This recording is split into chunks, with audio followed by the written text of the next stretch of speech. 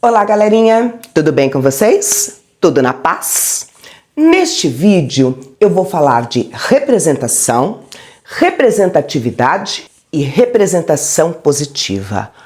Qual o poder da representatividade? Qual é o nível de influência que eu tenho sobre vocês e que vocês têm sobre mim? E aí eu fico pensando assim, nesta sociedade, nesse país, quem me representa? Eu vou andando e observando os espaços que eu circulo. Como são as pessoas com as quais eu convivo, que estão nos ambientes que eu frequento? Como elas são? O que elas representam? Quais são as pessoas que eu vejo nos comerciais de televisão, na telenovela, no poder político? Vocês já sentiram na pele como é você ocupar um determinado espaço, fazer tudo para estar dentro dele, estudar, trabalhar, arrumar o cabelo, vestir a roupa, tudo que é determinado, mas ao mesmo tempo não se sentir como parte daquele local? Por isso que a gente tem que pensar em representação, representatividade e representatividade positiva. Pensando a minha, a sua, a nossa africanidade.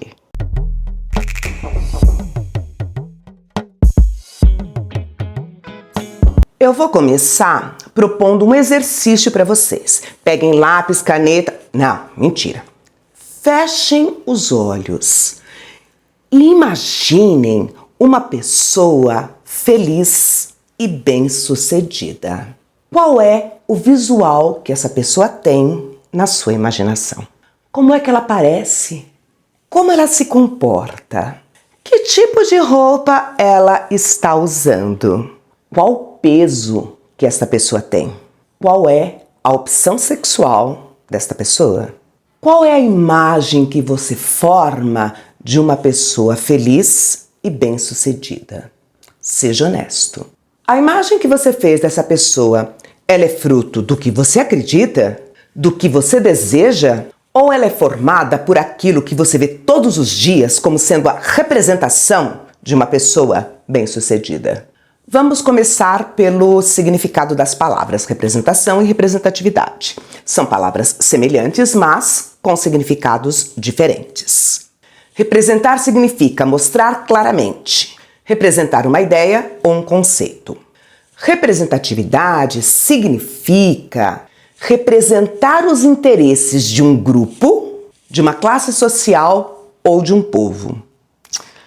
Ficou meio complicado de entender. Vamos pensar em termos políticos.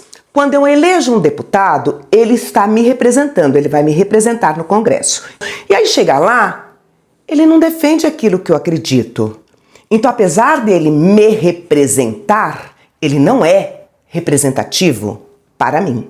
Às vezes a gente quer representatividade, mas o que a gente ganha é representação. E o termo representatividade, ele foi tão usado, mas tão usado, que ele foi se desgastando.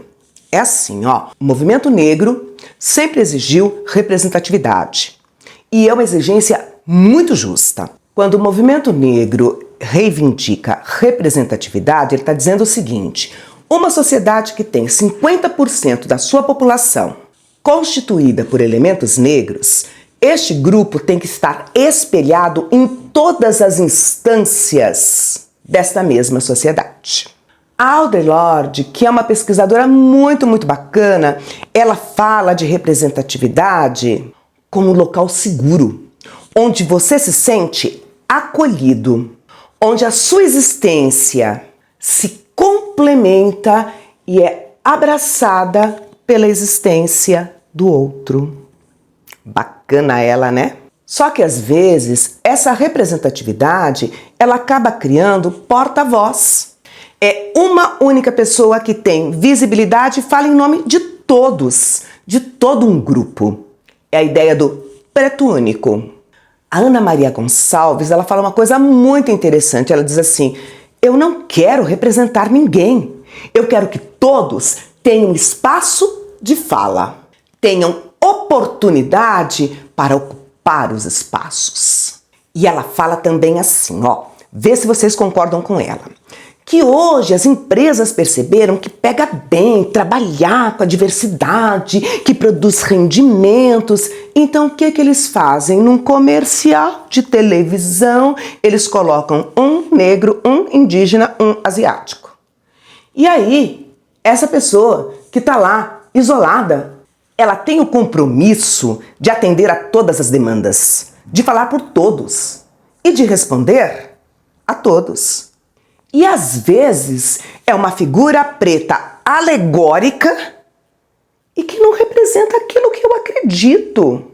E muitas vezes ficam as mesmas pessoas representando os mesmos grupos. É uma tentativa de falsear a inserção e a diversidade. É uma armadilha do racismo. Aí, nós negros somos vistos como um bloco único, hegemônico de pensamento e com ações iguais. E aí, quando um erra, a culpa é atribuída a todos. E quando um fala, fala como se representasse o pensamento de todos. Isso não é verdade. Somos plurais e heterogêneos, com posições políticas ideológicas diferentes. Não existe homogeneidade. Quando eu falo por mim, pela minha experiência e pela minha história de vida. E como se dizia antigamente, essa menina vive inventando moda. E eu fui uma inventadeira de modas. Na década de 80, resolvi estudar na USP. Na década de 90, reinventei de dar aula numa escola particular de classe média. E esses sempre foram espaços solitários, para mim e para os poucos negros que frequentavam esses espaços. E aí fica tudo muito estranho, porque a gente é levado a se enquadrar e a se encaixar em padrões e estereótipos que nos são impostos. Precisa de mais gente para validar essa jornada por completo. E a gente percebe o poder da representatividade quando a gente observa, por exemplo, a trajetória de aceitação de uma criança. E eu acho interessante a gente pensar isso no movimento Encrespa, criado em 2013 por Eliane Serafim. Era um projeto que incentivava o uso do cabelo natural, crespo ou cacheado, e a valorização da autoestima, da estética e da identidade negra. Foi um movimento muito importante, porque as meninas se viram representadas e tiveram a liberdade de usar os seus cabelos cacheados ou crespos. Alisar se tornou uma opção de gosto pessoal e não a imposição de uma sociedade preconceituosa que considerava o cabelo crespo como um cabelo feio. E aí é assim, ó, representação é aquele que fala em meu nome. Representatividade é aquele que está lá representando o meu grupo. E esta representatividade, ela é positiva quando ela inclui o meu grupo, quando ela abre espaço para que este grupo tenha, de fato, pertencimento. A representatividade, ela abre as portas, mas o pertencimento é aquele tapete vermelho que é colocado para que a gente circule, para que as nossas vontades e os nossos sonhos se façam presentes dentro de todos os espaços. E eu vou trazer agora um outro conceito que é o pertencimento circular, que é o poder e a evolução da nossa ocupação. É a gente assumir a representatividade em toda a estrutura, da entrada até a liderança. E a importância do pertencimento circular, ela mostra pra gente que não é a gente entrar na caixinha do grupo opressor que mostra pra gente como é que a gente tem que falar, como é que a gente tem que agir, como é que a gente tem que pensar. É exercer o nosso espaço com liberdade. É a gente criar aquilo que nos convém e nos sentirmos confortáveis com isso. E aí a gente usa a metáfora da festa.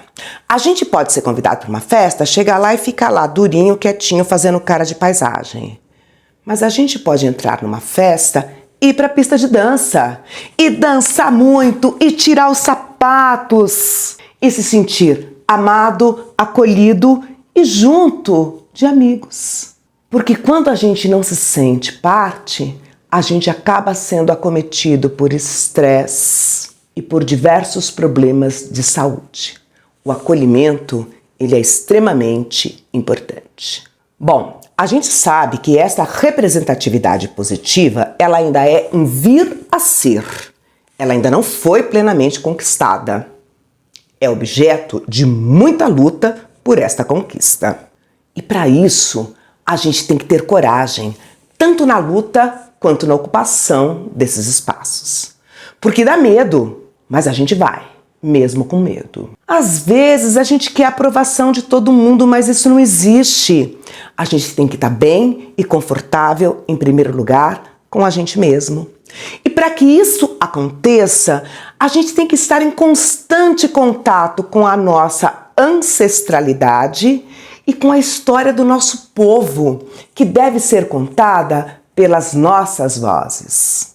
E tem duas coisas muito importantes que a gente tem que fazer. Um não solta a mão do outro e um puxa o outro. Porque não importa só o pertencimento, importa também a pluralidade e o protagonismo. A representatividade é importante, mas o pertencimento, ele humaniza. E por último, e não menos importante, reparação. Porque a população negra, ela produziu a riqueza deste país, mas ela não usufrui desta riqueza. Existe um débito social a ser pago pela população branca que se recusa a reconhecer seus privilégios. Você pode pensar assim, mas eu não sou um grupo privilegiado só por ser branco. Vamos pensar da seguinte forma. Vamos falar de coisas simples, como entrar numa loja e não ser perseguido. Não ser confundido com um bandido. Não ser parado nas batidas policiais. São coisas que são normalizadas para a população branca. Quando a gente fala em débito, ninguém está pensando em retirar privilégios, mas na ampliação, porque o direito livre de circulação, de ir e vir, sem ser perseguido ou confundido com bandido, deve ser um direito estendido a todos. É entender que essa luta, ela não é excludente. Não queremos tirar o direito de ninguém, mas ampliar o acesso. Queremos que todas as pessoas sejam julgadas pelo que elas são e não em função da cor da pele que elas têm. Nós queremos a formação de um mundo diverso e plural, onde as oportunidades sejam, de fato, igualitárias. No dia que eu entendi meu corpo, minha corporeidade e a minha estética, identifiquei o meu pertencimento racial, eu me senti poderosa, autoconfiante, forte. E não abaixo a minha cabeça, independente do lugar que eu ocupe. E aí, a gente não tem que entrar naquela de eu não posso, não é pra mim. Ao contrário, a gente tem que entrar naquela de eu agrego, eu sou necessário, eu somo, eu pertenço.